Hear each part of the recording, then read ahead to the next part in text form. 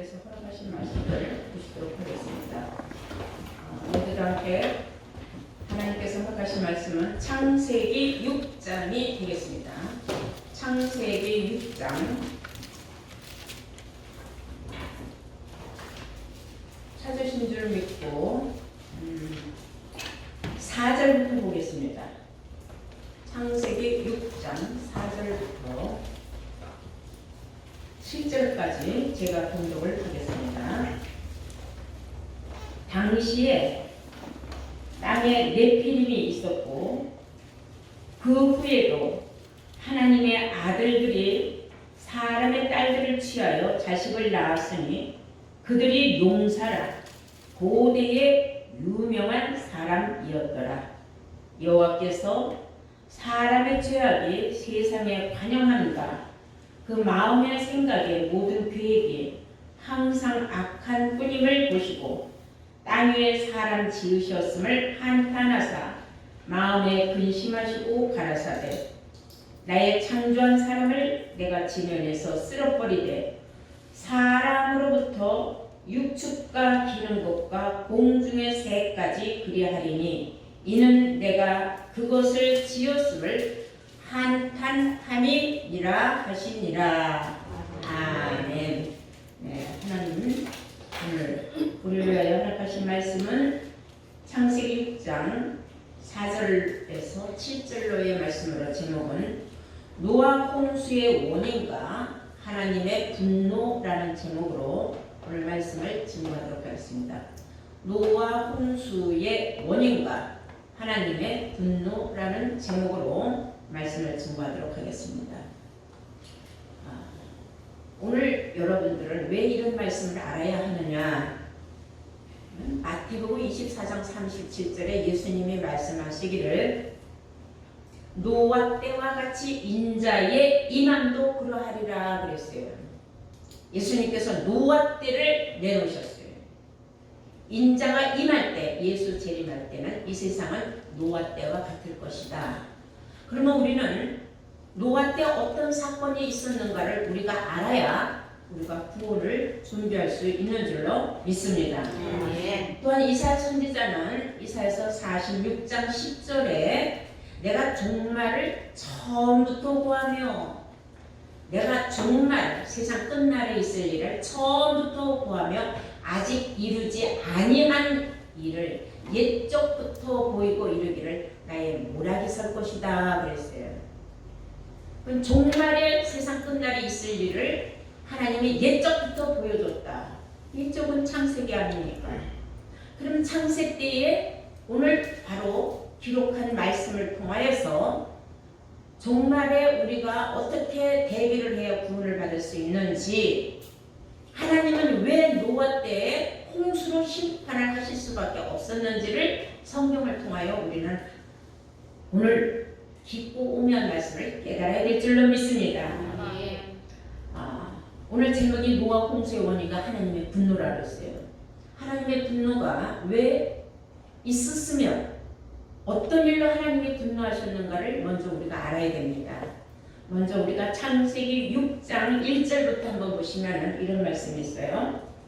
사람이 땅에 번성하기 시작할 때에 그들에게서 딸들이 나니 그랬어요. 그들에게서 딸들이 나니 하나님의 아들들이 사람의 딸들의 아름다움을 보고 자기들의 좋아하는 모든 자로 아내를 삼는지라 여호와께서 가라사대 나의 신이 영원히 사람과 함께하지 아니하리니 이는 그들의 육체가 됨이라. 그러나 그들의 날은 120년이 되리라 하시니라. 아주 오묘한 말씀입니다. 하나님의 아들들이 누구냐 이거예요. 여기서 하나님의 아들들이 결국은 타락을 했기 때문에 하나님의 분노가 마음에 막 부글부글 차오르기 시작을 했으면서 그때 마침 또 네피림들까지 섞여서 말할 수 없는 세상에 죄악이 만연해서 하나님이 노아 때 홍수를 심판을 작정을 하셨다는 것을 우리는 알 수가 있어요. 성경을 통하여서. 그러면 사람이 땅에 번성하기 시작할 때에 했어요. 그러니까 사람이 땅에 어마어마하게 많이 밀집해서 많이 퍼져서 살고 있을 때쯤 어떤 일이 생겼느냐면 그들에게서는 거의 다 딸들이 많이 나왔다는 거예요. 아들보다 딸들이 많았다는 거예요. 쉽게 말하면 남자보다 여자가 많았다는 겁니다. 그래서 어떤 일이 생겨났느냐? 하나님의 아들들이, 여기서 하나님의, 그냥 남자들이라고 하지 않고 하나님의 아들들이라고 했어요. 여러분들 여기서 중요한 점은 하나님의 아들들이라는 겁니다. 이 하나님의 아들들이 사람의 딸들의 아름다움을 보고 그랬어요. 자기들이 좋아하는 모든 자로 아내를 삼는지라. 이 하나님의 아들들이 여자만 보면은 환장을 하고 다 마누라를 삼았어요. 쉽게 말하면 일부 다처제가 이루어지기 시작을 한 거예요.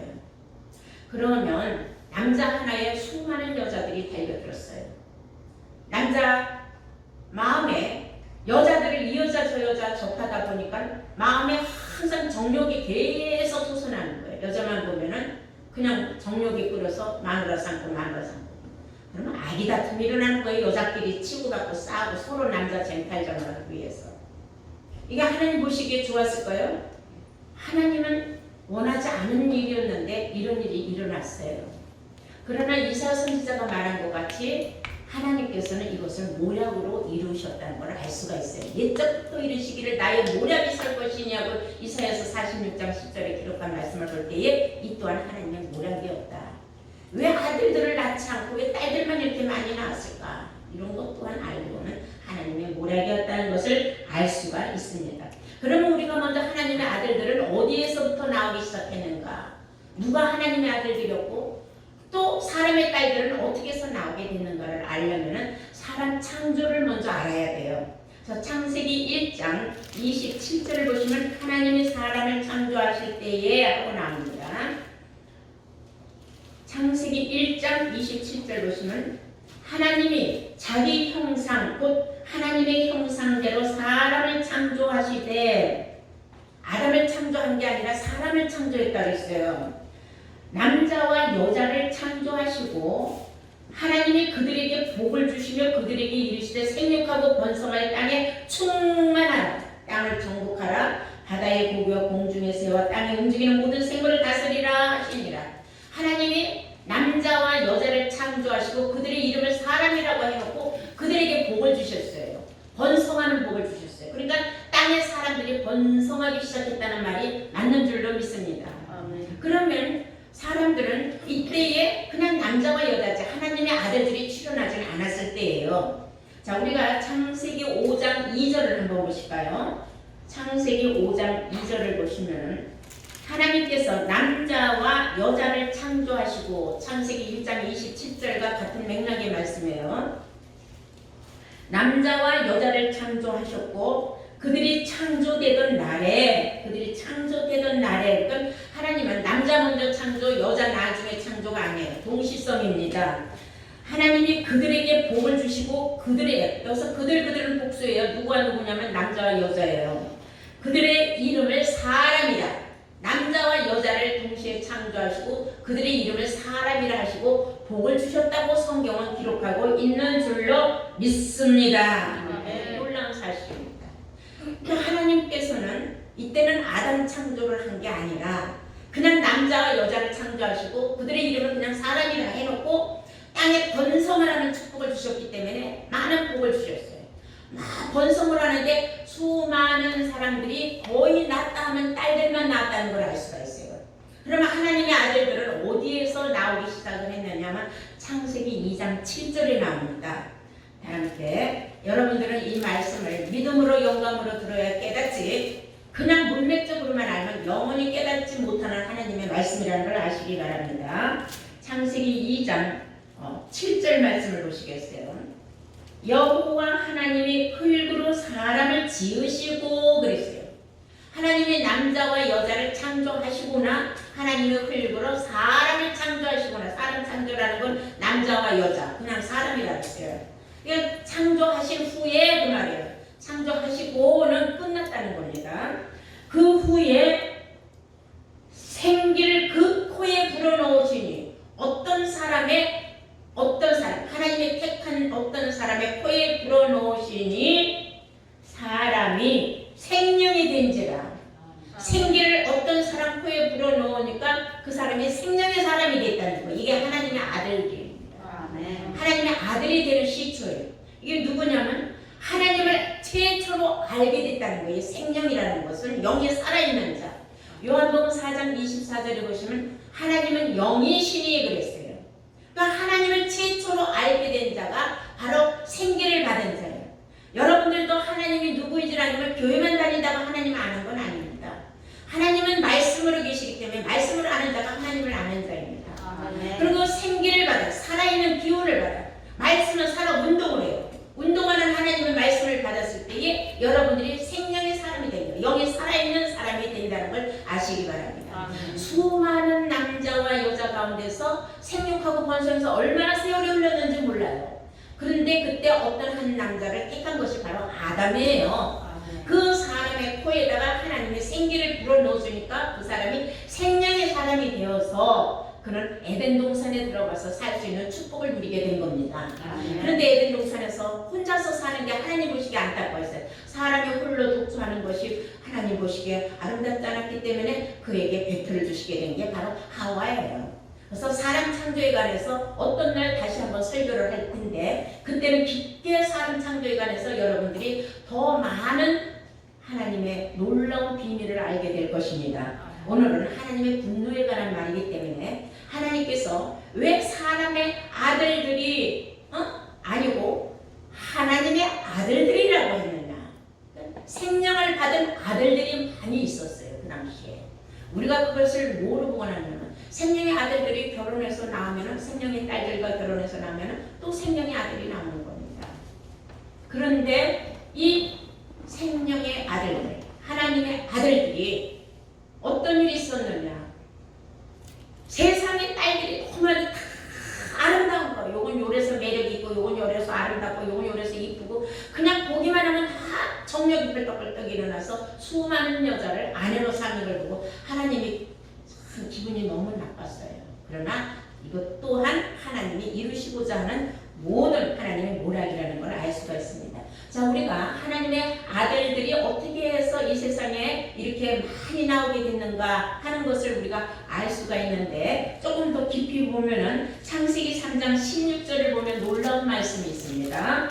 창세기 3장 16절에 보시면은 또 여자에게 이르시되 네가 내게 잉태하는 내가 너한테 그 말이에요. 내가 네게 잉태하는 고통을 크게 더하리니 네가 수고하고 자식을 낳을 것이며 누구에게 말이에요? 하와에게 말이에요. 하와가 하나님의 말씀을 불순종했어요. 선악을 알게 하는 나무의 열매를 따먹지 말라 했는데 자기만 따먹은 것이 아니라 남편은 누구에게도 줬어요?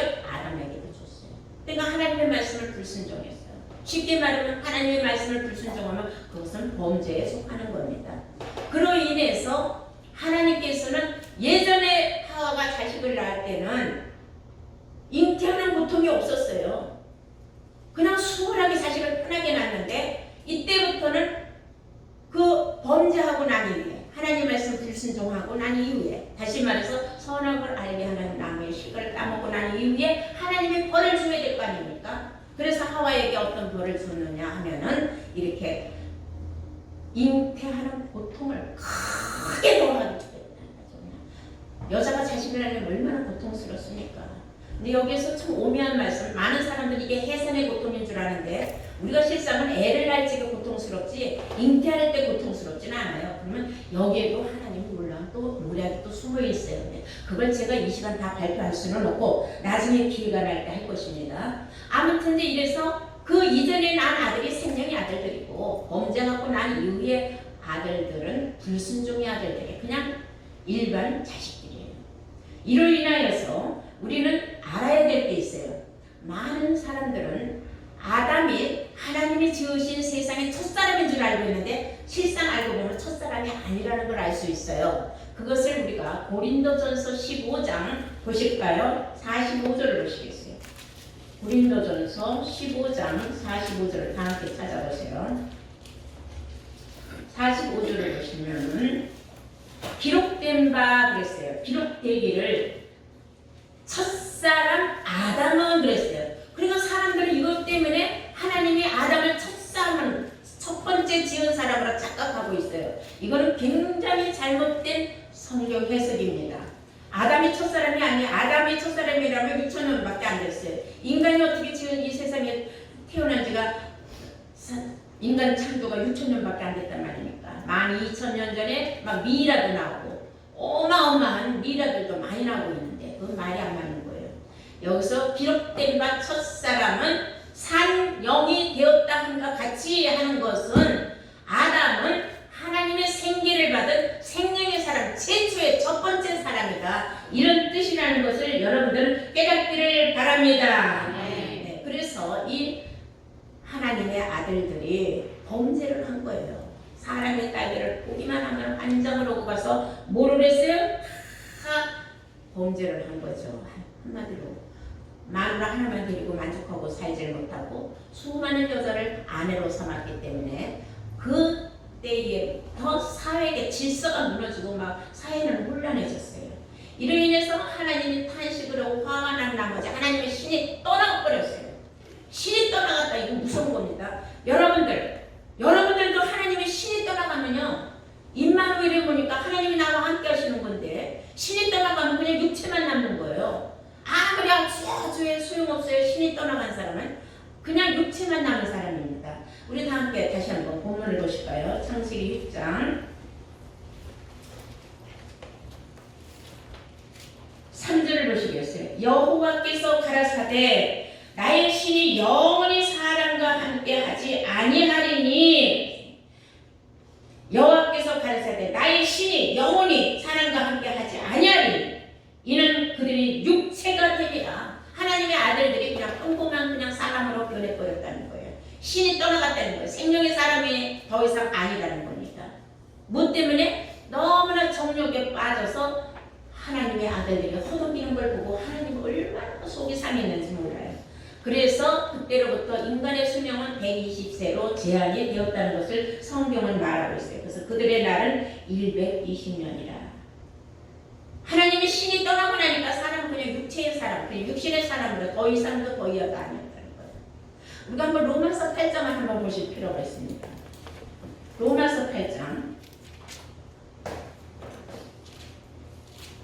7절부터 보시면 육신의 생각은 하나님과 원수가 되나니 그랬어요. 육신의 생각은 하나님과 원수가 되나니 이는 하나님의 법에 굴복지 아니할 뿐만 아니라 할 수도 없습니다. 육신의 생각만 하는 사람은 육신의 사람이지 하나님의 신이 떠난 사람이기 때문에 하나님의 자녀가 아니라는 거예요. 육신에 있는 자들은 하나님을 기쁘시게 할 수 없느니라. 만일 너희 속에 하나님의 영이 거하시면 너희가 만약에 하나님의 신이 함께하고 있다면 그 말이에요. 너희가 육신에 있지 아니하고 영에 있나니 누구든지 그리스도의 영이 없으면 그리스도의 사람이 아니라. 그리스도의 영이라는 건 그리스도의 말씀이에요. 자, 이로 인해서 이게 하나님께서 사람이 정욕에 빠진 것을 한탄하셨다는 것도 알 수가 있어요. 하나님의 아들들이 육신의 그 정욕 때문에 질서가 문란해지니까 하나님은 화가 나셔서 신이 떠나가 버렸어요. 떠나가시면서 하시는 말씀, 너희들은 이제 신과 함께 하지 않냐고 너희들은 그냥 육체만 된 사람들이다. 그리고 너희들은 이제 수명이 줄어서 너희들은 그냥 120세, 기껏 살아야 120세다.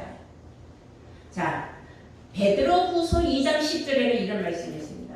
육체를 따라 더러운 정욕 가운데서 행하며 주관하는 일을 멸시하는 자들에게 형벌이 따를 것이다 그랬어요. 베드로후서 2장 10절 말씀입니다. 육체를 따라 더러운 정욕을 위하여서만 산다면은 우리를 주관하는 하나님을 너희들 스스로 무시한 거 아니냐. 그럼 너희들에게 남는 건 뭐냐? 형벌만 있다 그랬어요. 또한 베드로후서 1장 4절에는 너희는 정욕을 인하여서 세상에서 썩어질 것을 피하여 신의 성품에 참여하는 자가 되라 그랬어요. 너희는 정욕을 인하여서 세상에서 썩어질 것을 인하여 신의 피하여라. 세상에서 썩어질 것을 피하여 신의 성품에 참여하는 자가 되라 그랬어요. 명령입니다. 그런데도 이런 말씀은 있지만 말씀은 말씀이고 아직도 내가 하나님의 신과 함께 한다고 생각하면서 너무나 육신의 생각에 사로잡혀 있고 자기 그 하나님의 나를 주관하시는 일을 자기 멋대로 무시하고 또 등한시하는 사람이 있다면 결국에 가서는 그 사람은 신의 성품에 참여한 자가 아니에요. 신과 함께하는 자가 아니기 때문에 받을 형벌만 남았다는 것을 우리는 이 시간 명심해야 될 줄로 믿습니다. 그럼 오늘 이제 4절을 볼까요? 창세기 6장 4절에 보면 네피림에 나와요. 하나님 네피림 때문에 또 화가 있는데를 하신 거예요. 당시에 땅에 네피림이 있었고 그랬어요. 당시에 네피림이 있었는데 그 후에도 하나님의 아들들이 사람의 딸들을 취하여 자식을 낳았으니 그들이 용사라 고대 유명한 사람이었더라. 그러니까 하나님의 아들들이 얼마나 지혜가 높습니까? 근데 육신의 사람의 딸들하고 그냥 멋대로 정욕에 의해서 수많은 아내들을 얻어서 자식을 낳았는데 거기에서 난 자식들은 거의 다 네피림이에요. 왜? 고대의 장사여 아주 유명한 자들이라고 했어요. 성경에 그들이 용사라 고대의 유명한 자들이 되었다 그랬어요. 그리고 이 네피림을 성경은 몇 군데가 나오고 있어요. 네피림에 관해서 뭐라고 나오냐면 장그라는 말이 나와요. 그 네피림하고 3번 써있고 그 밑에 주의란을 보면은 3번이 나와요. 3하고 장부가 그랬어요. 근데 민수기 13장 32절에서 33절까지 보시면은 모세가 바란 광야에서 이제 가나안 땅을 바라보면서 자기가 거느리고 있던 12명의 정탐꾼을 보냅니다. 가서 가나안 땅을 탐지하고 와라. 우리가 어떻게 해서 가나안 땅을 우리가 완전히 정복할 것인가. 거기가 최고의 목적지 아닙니까? 적과 그리로는 가나안 땅을 향해 가라 했던 하나님의 그 명령대로 그동안 얼마나 많은 고생을 우여곡절 그때 다녀왔습니까? 그런데 거기서 보니까 이제 12명의 정탐꾼들이 가나안 땅에 들어가서 보니까 세상에 사람들이 얼마나 키도 크고 그냥 떡대가 좋고 막 장부들이 있고 대단한 사람들이 막 버글버글 사는 걸 보고 놀랐어요. 그냥 가슴이 소려버렸어요. 그래갖고 와서 뭐라고 보고를 하느냐. 우리가 가서 보니까요 거기에 아낙자손들이 살고 있는데 그들은 우리가 볼 적에 그 사람들이 볼 적에 우리가 메뚜기 같이 보았을 거예요. 우리도 그렇게 생각이 됩니다. 자신들을 낮춰서 자기는 하나님의 선택을 받은 선민이라고 하는 이스라엘 민족들이 하나님이 자기들을 거기까지 끌고 온 어떠한 그 환난과 우여곡절 수많은 사막을 거쳐서 세상의 홍해바다를 건너서 거기까지 왔는데 스스로를 메뚜기를 비유했단 말입니다. 그래서 우리를 아낙자손같이 저렇게 센 사람들이 볼 때에 우리는 분명히 무엇으로 보일 거냐?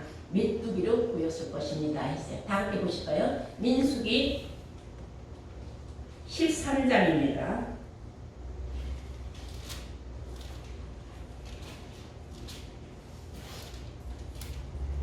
자, 찾으신 줄 믿고 민수기 13장 32절부터 보시겠어요?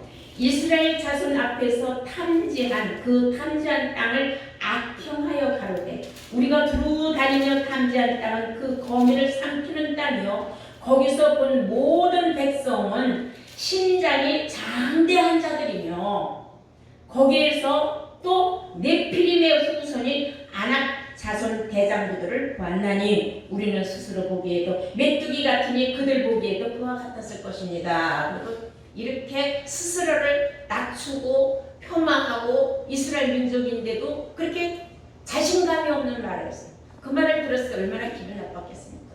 그러나 그 함께 갔던 여호수아 갈렙은 아닙니다. 그들은 우리의 밥이 될 수 있습니다 해서 결국은 가나안 땅을 여호수아가 가서 완전히 정복을 하고 그 정복을 했을 적에 네피림 즉 아낙자손의 후손들을 완전히 멸절시켰다고 여호수아 11장 21절 이하에 기록하고 있습니다. 네피림 족속은 그렇게 해서 없어진 것 같지만은 사실 알고 보면 종말에 또 네피림들이 또 나타난다는 걸 알 수가 있어요. 그래서 우리가 사람 창조에 관해서 우리가 좀 더 깊이 우리가 말씀을 듣고 깨우치면은 여러분들이 알 수 있게 된다는 겁니다. 자, 이로 인하여서 하나님이 이제 화가 있는 대로 머리끝까지 나서 하나님께서는 네피림 때문에 하나님의 분노는 아주 크게 달했어요. 자, 우리가 오늘 본문을 보시겠어요? 창세기 6장 4절입니다. 당시에 땅에 네피림이 있었고 그 후에도 하나님의 아들들이 사람의 딸들을 취하여 자식을 낳았으니 그들이 용사라 고대 유명한 사람이었다 당시에 땅에 네피림이 있었다. 그런데 네피림은 아낙 자손들이었어. 그 후손들이 다 아낙 자손이에요. 그 아낙 자손들이라는 것은 히브리어로 말하면 나발이라는 뜻이에요. 나발이라는 것은 떨어진다는 뜻이에요. 그리고 다시 말하면 그들은 굉장히 덩치가 커서 장부들이다. 이렇게 사전에 나와 있습니다. 하나님께서 5절에 보니까 여호와께서 사람의 죄악이 세상에 관영한가 그로 인해서 세상을 혼돈하고 네피림들이 득실되고 그리고 사람의 딸들과 하나님의 아들들 사이에서 난 자식들과 온통 사회 질서가 문란하고 혼돈해졌어요.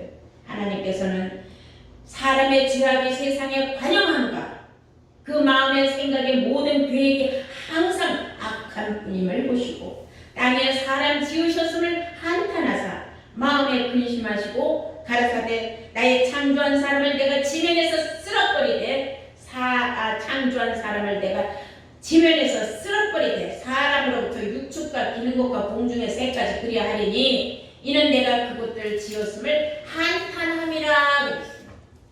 그리고 우리가 이제 11절부터 보시면 때에 온 땅이 하나님 앞에서 폐기하여 강포가 땅에 충만한지라. 폐기했다는 건 어그러지고 거스러지고 무너지고 막 엉망진창이 됐다는 사회 질서가 전혀 없다는 거예요. 폐기했다는 거예요. 그래서 12절에 하나님이 보신즉 땅이 폐기하였으니 이는 땅에서 모든 혈육이 있는 자의 행위가 폐기함이었더라. 하나님이 노아에게 이르시되 모든 혈육이 있는 자의 강포가 땅에 가득함으로 끝날이 내 앞에 이르렀으니 내가 그들을 땅과 함께 멸하리라. 그래서 하나님이 노아에게 방주를 지을 것을 명령하시고 하나님께서는 노아 때의 홍수 심판을 하나님께서는 계획하시고 작정하시고 이루셨다는 사실을 우리가 알 수가 있습니다. 자, 이제 왜 우리하고 상관이 있느냐 이 말씀이 여러분들이 하나님의 말씀을 받았으면 하나님의 자녀들입니다. 여러분들이 살아있는 하나님의 말씀을 받았으면 생명의 자녀입니다. 하나님의 아들들. 여러분들이 절대로 타락해서는 안 됩니다. 하나님의 분노의 대상이 돼서는 안 된다는 거예요. 그것을 우리는 성경 갈라디아서 6장 7절을 통하여 알 수가 있어요. 다 함께 갈라디아서 6장 7절을 보시겠습니다. 스스로 속이지 말라. 하나님은 만물의 여김을 받지 아니하시나니 사람이 무엇을 심든지 그대로 거두리라. 자기 육체를 위하여 심는 자는 육체로부터 썩어진 것을 거두고 성령을 위하여 심는 자는 성령으로부터 영생을 거두리라. 그랬습니다. 사람이 무엇을 심었느냐.